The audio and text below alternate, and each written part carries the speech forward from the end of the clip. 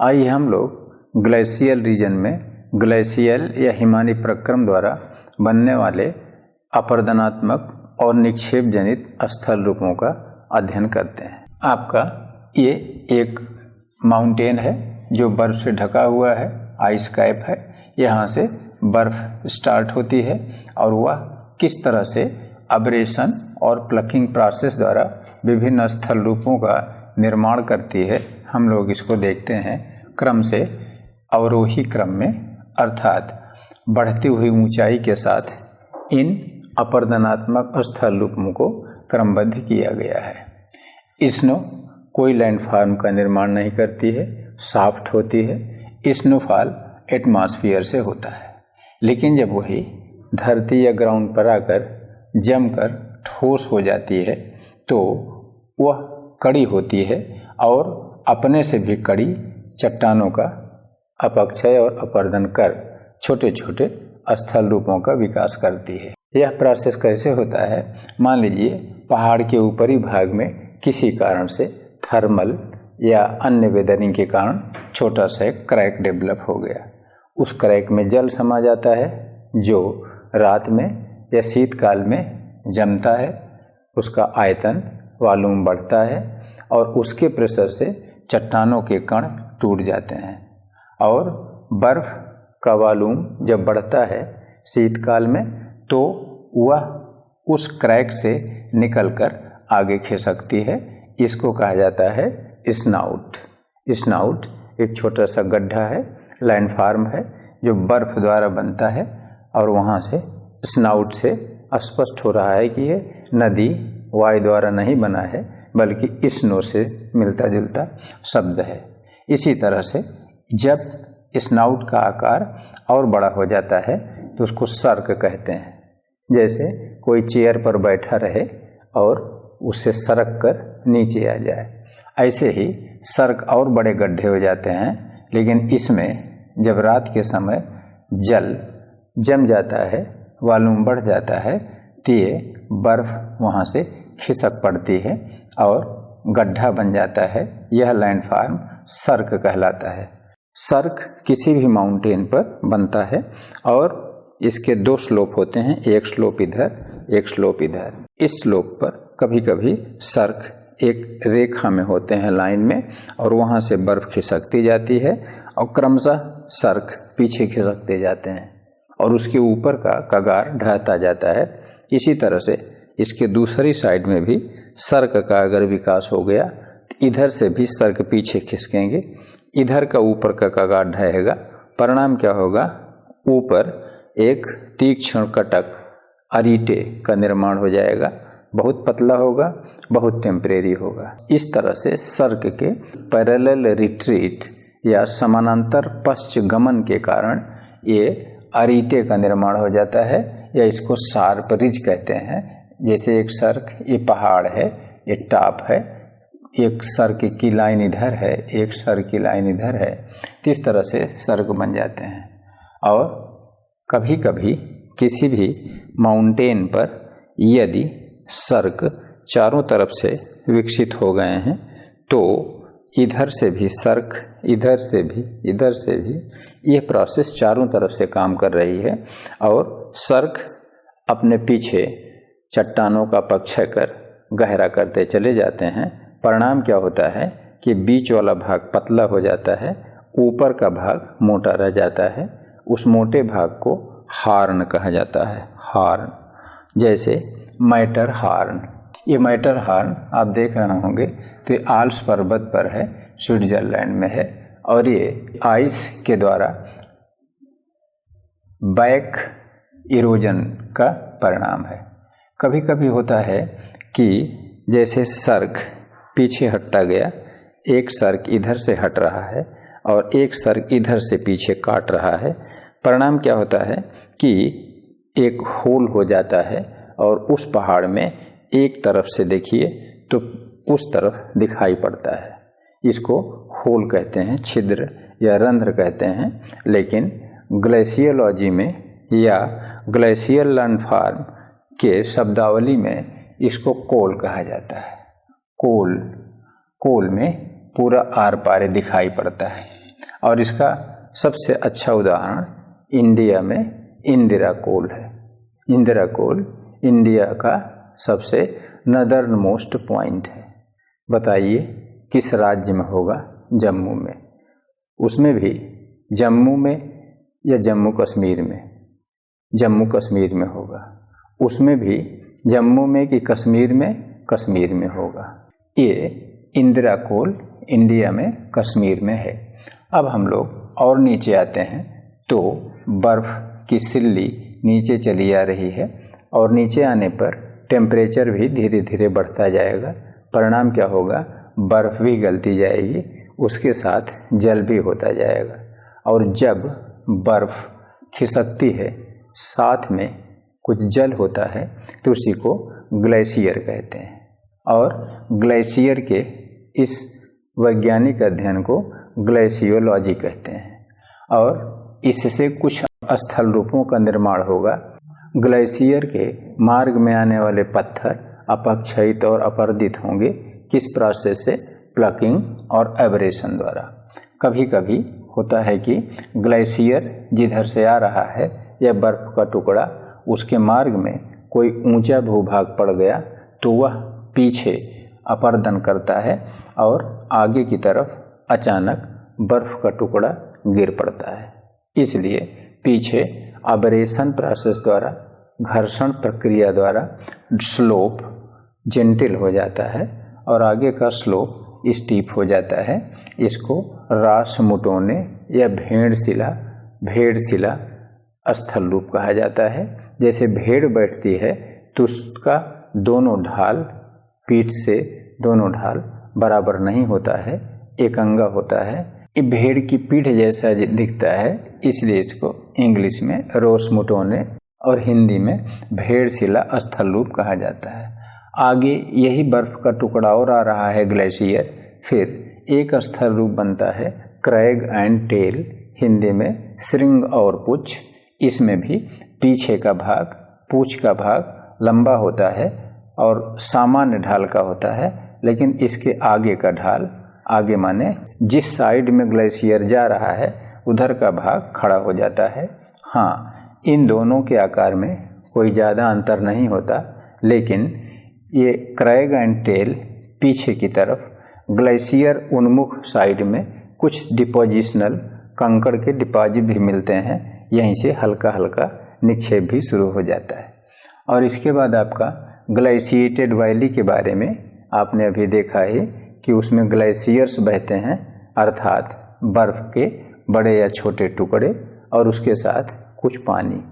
अब आप बताइए कि जल भी बहेगा, बर्फ़ भी बहेगी, तो नीचे तली पर या ग्लेशियल वैली में पानी का प्रभाव ज़्यादा होगा, जलीय प्रक्रम से अपक्षय और अपर्दन होगा या हिमानी प्रक्रम से? तो उत्तर सरल है। थोड़े से पानी में अगर बर्फ़ को डाल दीजिए तो तैरेगी नहीं, बर्फ़ धरती में टच कर जाएगी और अपना अपक्षय अपर्दन करेगी। पानी बगल बगल उसी के ऊपर दाएं बाएं चलता रहेगा, क्योंकि अभी ग्लेशियल प्रोसेस काम कर रहा है।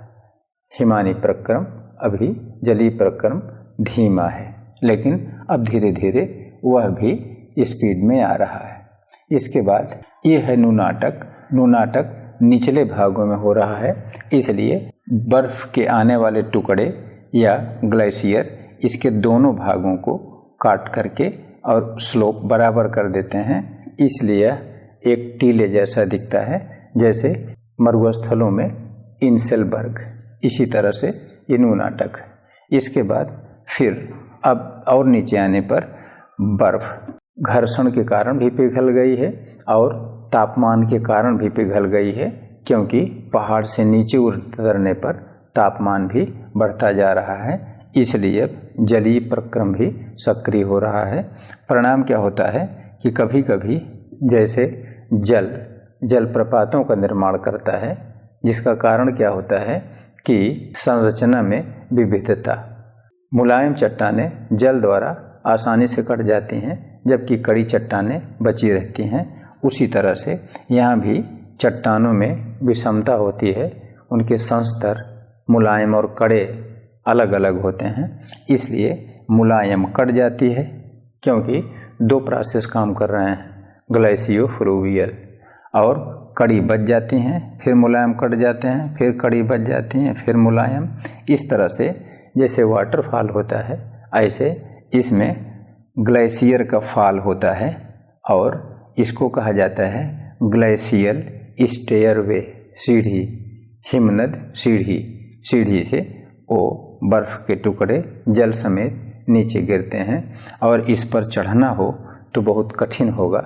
बहुत बड़ी बड़ी सीढ़ियाँ हैं, जायांट, बड़े आकार की हैं, इसलिए इनको जायांट स्टेयर्स भी कहा जाता है, या इनको साइक्लोपियन स्टेयर्स भी कहा जाता है। इनके 3 नाम हैं, और ये बर्फ़ के टुकड़े जहाँ धरती पर गिरते हैं वहाँ पर फ्रिक्शन या मैकेनिकल फोर्स द्वारा वो चट्टानों को अपक्षयित और अपर्दित कर देते हैं। स्वयं तो बर्फ़ का टुकड़ा टूट ही जाता है, लेकिन टूटते टूटते इन चट्टानों को अपक्षयित कर देता है, गड्ढा बन जाता है, जिसमें दिन में और गर्मी में पानी भर जाता है, जिसको कहा जाता है झील।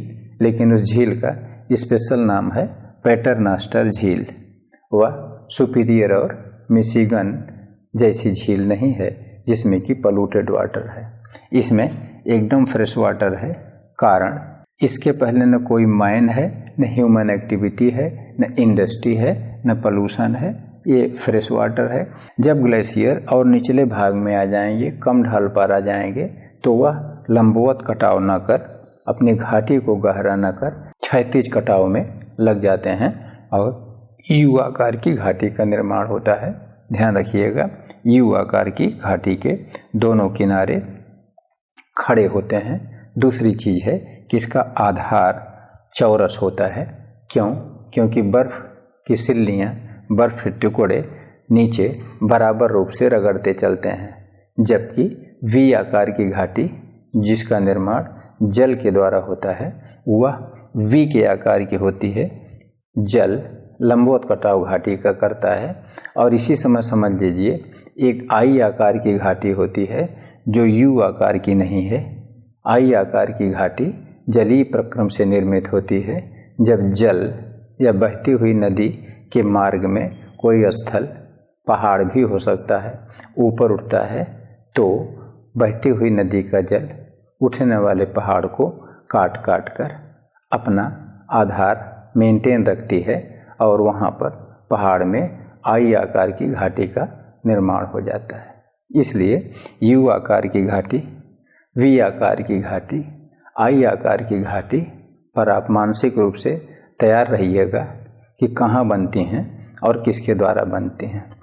आगे हम चलते हैं कि एक यू आकार की घाटी का विकास हो गया, और उस यू आकार की घाटी के हिमनद या ग्लेशियर में कुछ सहायक ग्लेशियर आके मिल रहे हैं। जैसे नदियों की सहायक नदियाँ होती हैं, तो जब वो किनारे से आके मिलेंगे तो वह नई घाटियाँ हैं, और यू आकार की घाटी पुरानी घाटी है। इसलिए नई आकार की घाटियाँ उतनी गहरी नहीं होंगी जितना कि पुरानी यू आकार की घाटी। इसलिए जब नई घाटी का ग्लेशियर, बर्फ़ और जल पुरानी घाटी में गिरेगा, तो पुरानी घाटी का खड़ा कगार खड़ा ही रहेगा, और वहाँ पर एक वाटरफॉल जैसा बनेगा, और नई घाटी लगेगी कि लटक रही है पुरानी घाटी में। इसलिए इस भूदृश्य लैंडस्केप को हैंगिंग वैली या लटकती घाटी कहा जाता है। कभी कभी होता है कि यू आकार की घाटी चली जा रही है, जिसमें एक दूसरी सहायक ग्लेशियल वैली आई, तीसरी सहायक ग्लेशियल, और इस तरह से कई उसकी ट्रिब्यूटरी ग्लेशियर्स आ जाते हैं, जिसमें कि यहाँ पर एक हैंगिंग वैली, यहाँ पर एक हैंगिंग वैली, यहाँ पर एक हैंगिंग वैली, और इस पूरे भूदृश्य को ट्रंकेटेड स्पर कहते हैं, रुंडित स्पर। स्पर क्या होता है, इसको भी आप जान लें। इस पर जैसे कोई प्लेटो पठार है, और इसके ठीक बाद प्लेन है, मैदान नीचे है, और पठार से रिवर्स आ रही हैं और मैदान में गिर रही हैं। इस तरह से कई नदियाँ बह के गिर रही हैं। नदियों का एक उद्देश्य होता है अपनी घाटी को गहरा करना। कितना गहरा करना? जहाँ नीचे बेस लेवल है तो यह नदी घाटी को गहरा करेगी, और यह उतना गहरा करना चाहेगी जितना कि प्लेन है, लेकिन कर नहीं पाएगी क्योंकि कड़ी चट्टान है। फिर भी तो कुछ कर ही लेगी। तो ये गहरी घाटियां हैं, और गहरी घाटियों के बीच के ऊंचे भाग को इस पर कहा जाता है। इस पर अब आप बताइए, इस पर कड़ी चट्टानों का होगा कि मुलायम का? कड़ी चट्टानों का, हार्ड रॉक का होगा। ये पठार पर मिलेगा कि मैदान में? पठार पर मिलेगा। पठार पर मिलेगा कि पठार और मैदान के कगार पर? ये पठार मैदान के कगार पर। इसका आगे निकला हुआ भाग पठार की तरफ इंडिकेट करेगा कि मैदान की तरफ? मैदान की तरफ। इस तरह से यदि आप प्रायद्वीपीय पठार भारत में प्रायद्वीपीय पठार के उत्तरी कगार पर देखें तो चंबल, बेतवा, केन, सोन इन नदियों ने गहरे गहरे घाटियों का विकास किया है, और इनके बीच के प्रायद्वीपीय पठार का वो भाग जो गंगा के मैदान की तरफ इंगित करता है, निकला हुआ है, उसको इस पर कहते हैं। वह जलीय प्रक्रम का परिणाम है। लेकिन हिमानी प्रक्रम में भी ये है इस पर। ये यू शेप की मेन वैली है, उसमें आने वाली सहायक ग्लेशिएटेड वैली हैं। ये बीच वाला भाग जो कटा नहीं है, हार्ड रॉक का है, इसको इस पर कहते हैं। लेकिन इस तरह से एक इस पर, दो इस पर, तीन इस पर, इसमें भी हो सकता है नदियां आकर के ग्लेशियर्स मिलें, तो ये इस पर कटा फटा होता है। इसको ट्रंकेटेड इस पर या रुंडित इस पर कहा जाता है। इस तरह से यू शेप और हैंगिंग वैली के संयुक्त रूप को इस पर रीजन कहा जाता है। अब हम लोग देखते हैं कि ये ग्लेशियर अब चला जा रहा है, और ये यहाँ तक ये लैंडफॉर्म का डेवलपमेंट कर दिया। ज़्यादातर ये सब इरोजनल लैंडफॉर्म है। इसके बाद अब यह ग्लेशियर पिघल जाएगा, इसकी बर्फ पूर्ण रूप से जल में परिवर्तित हो जाएगी, पानी बहुत ही शीतल रहेगा। लेकिन अब तक जो इसने कुछ पाया है उसको आगे बढ़ाएगा। क्या पाया है? यहाँ के कंकड़, पत्थर, बजरी, जो अपक्षय और अपरदन से उसको मिला है। अब जब वो आगे लेके जाएगा तो हमारा अगला शुरू हो जाता है ये डिपोजिशनल लैंडफॉर्म्स, निक्षेप जनित स्थल रूप, और इसको कहा जाता है ग्लेशियोफ्लूवियल हिमानी जलीय प्रोसेस या ग्लेशियोफ्लूवियल डिपॉजिट। क्यों ऐसा कहा जाता है? क्योंकि ग्लेशियर्स आए हैं, लेकिन अब वो फ्लूवियल या जलीय रूप में बदल गए हैं, और अब जल की ठंडी धारा अब उस मटेरियल को आगे बढ़ाएगी, और उस मटेरियल को कहा जाता है मोरेन्स, हिमोड। मोरेन कहाँ मिलेगा? मोरेन बहते हुए ग्लेशिएटेड वैली में।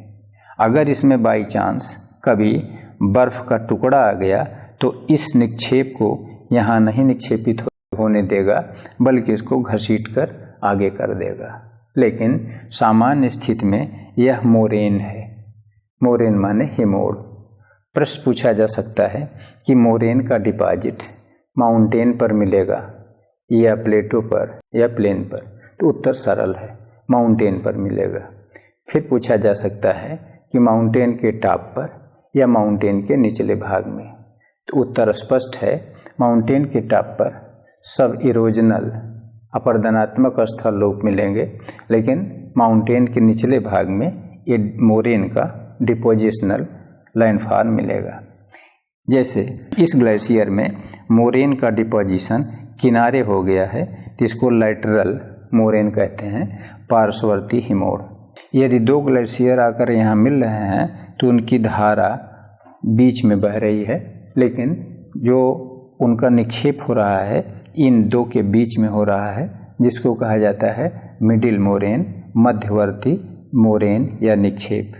मध्यवर्ती मोरेन के इधर भी जल की धारा बहेगी और उस साइड में भी जल की धारा बहेगी। यहाँ पर कुछ मोरेन या बजरी कंकर का डिपोजिशन ऐसा हो जाता है जैसे उल्टी नाव, रिवर्स बोट, नाव को पलट दीजिए और उस तरह का अगर निक्षेप बन गया, ये कंकड़ पत्थर का ही होता है, तो उसको ड्रमलिन कहा जाता है।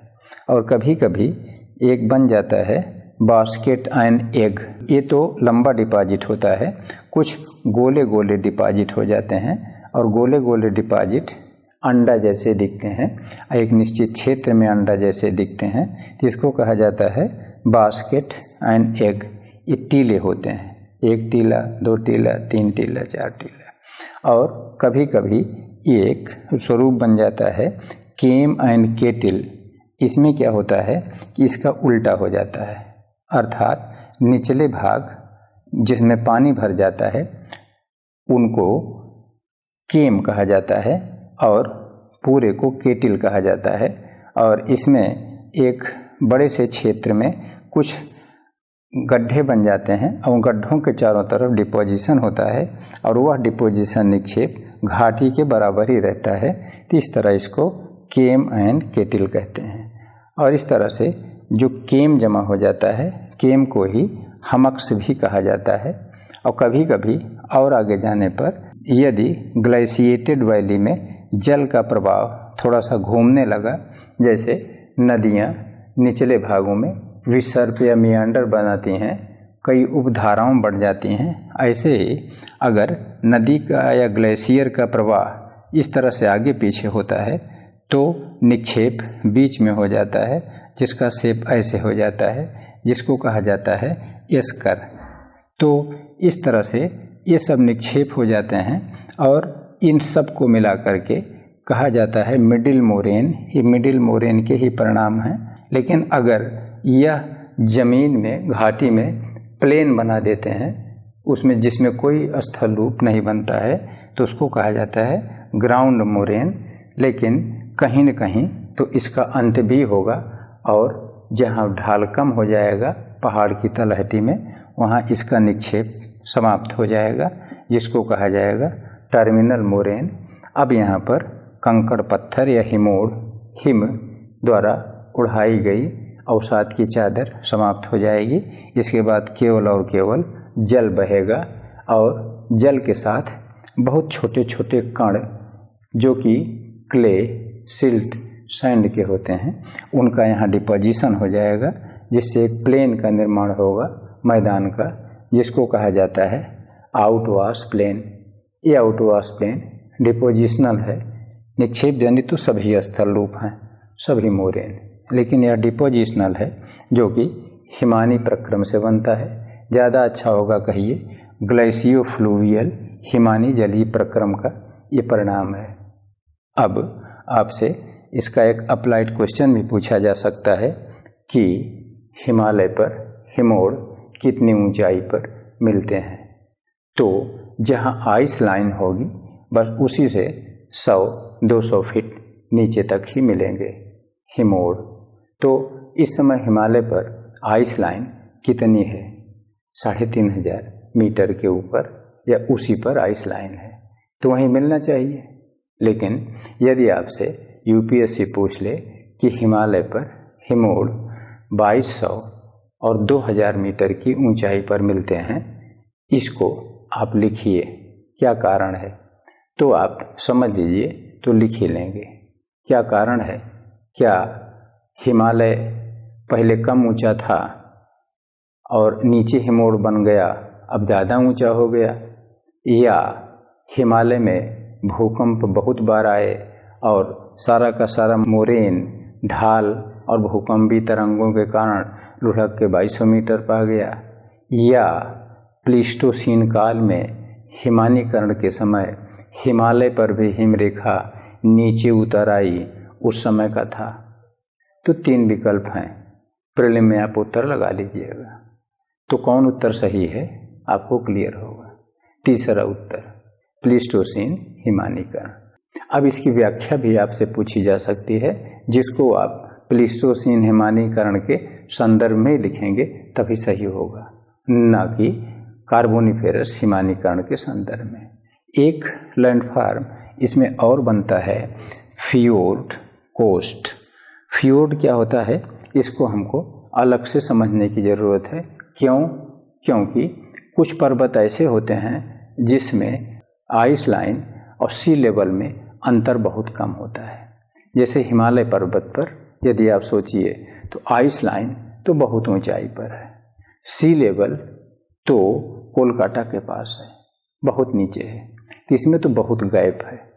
इसलिए लैंडफॉर्म इसमें इरोजनल भी बनेंगे हिमानी द्वारा, हिमालय पर डिपोजिशनल मोडेनिक भी बनेंगे। उसके बाद तो जलीय प्रक्रम शुरू हो जाएगा, गंगा अन्य नदियाँ हिमालय पर भी जलीय प्रक्रम से स्थल रूप बनाएंगी और मैदान में भी बनाएंगी। लेकिन आप एक पहाड़ की कल्पना करिए जिसमें आइस लाइन और सी लेवल में बहुत कम डिफरेंस हो, बस 100-200 फीट का या 100-200 मीटर का। वो पहाड़ कहाँ होना चाहिए? ये निश्चित है कि वो पहाड़ ट्रॉपिकल रीजन में तो नहीं ही होगा, वो पहाड़ कहीं पर आर्कटिक सर्किल के ही पास होगा, क्योंकि आर्कटिक सर्किल पर आइस लाइन बहुत नीचे आ जाती है, सी लेवल है ही। तो चलिए देखते हैं नॉर्वे स्कैंडिनेविया में, नॉर्वे स्वीडन में स्कैंडिनेविया पर्वत, वहाँ पर आइस लाइन बहुत नीचे है और आइस लाइन से जब ग्लेशियर चलेंगे तो वो अपना पूरा अरमान नहीं कर पाएंगे, इसके पहले समुद्र उनका स्वागत करेगा। लेकिन जहाँ तक चलेंगे वो अपना काम करेंगे ही और वो ग्लेशिएटेड वैली का निर्माण करेंगे, इन सब लैंडफॉर्म का भी करेंगे और यू आकार की घाटी का भी निर्माण करेंगे। जैसे गहरी यू आकार घाटी बना रहे हैं वैसे ही समुद्र का किनारा आ गया, यहाँ से जैसे बना रहे थे ये समुद्र की किनारा आ गया और ये बर्फ की मोटी सी सिल्ली अब समुद्र के जल पर तैर जाएगी या उस बर्फ का कुछ भाग पानी में डूबा रहेगा। ये तो आप फिजिक्स के फार्मूला से बता ही सकते हैं। तो कुछ भाग उस बर्फ का पानी में डूब जाएगा और डूब करके अपने अधूरे अरमान को पूरा करेगा।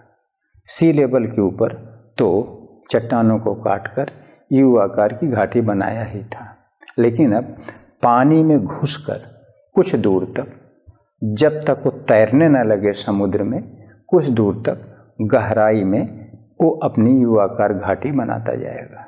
बस यही हो गया फ्योर्ड तट, अर्थात जब यू आकार की घाटी समुद्र में डूबी रहती है या ऐसा तट जहाँ पर कि यू आकार की घाटियाँ सबमर्ज या निमज्जित होती हैं, उसी को फ्योर्ड तट कहा जाता है। लेकिन यह रिया तट नहीं है। रिया तट को हम लोग फ्लूवियल प्रोसेस में अलग से पढ़ेंगे, जो कि जलीय अपक्षय और अपरदन द्वारा बनता है जैसे भारत में। लेकिन फ्योर्ड तट भारत में किसी कीमत पर नहीं बन सकता। इसका सबसे अच्छा उदाहरण नॉर्वे है।